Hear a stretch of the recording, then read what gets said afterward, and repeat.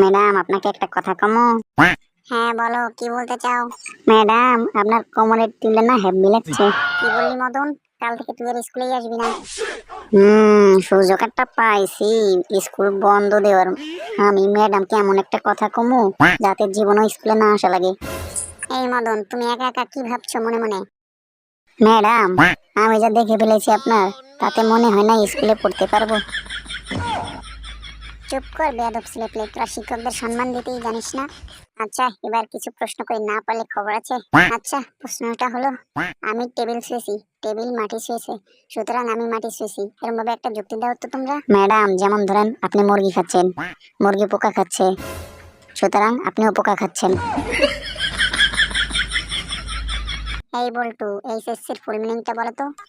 Madam এটা তো একেবারে সোজা। এইচএসসির পূর্ণরূপ হচ্ছে হেডমাস্টার ছিন্ডেল চোর। হারামজাদা শয়তান ছেলে।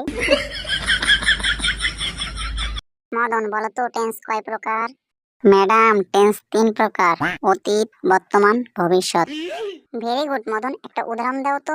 গতকাল আপনার মেয়েকে দেখলাম, আজ ভালোবাসি, আর আগামীকাল ভাবছি নিয়ে পালাবো।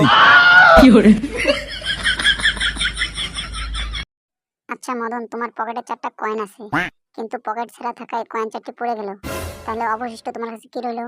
ম্যাডাম এটা জানেন না, শুধু সেরা পকেট থাকে। মদন, তুমি কি চোর সম্পর্কে একটা উদাহরণ দিতে পারবে? অবশ্যই ম্যাডাম, কেন পারবো না। তাহলে বলে ফেলো। ম্যাডাম চোর পালালেই বুদ্ধি বাড়ে, অতএব আমাদের চোরকে সাহায্য করে বুদ্ধি বাড়াইতে হবে।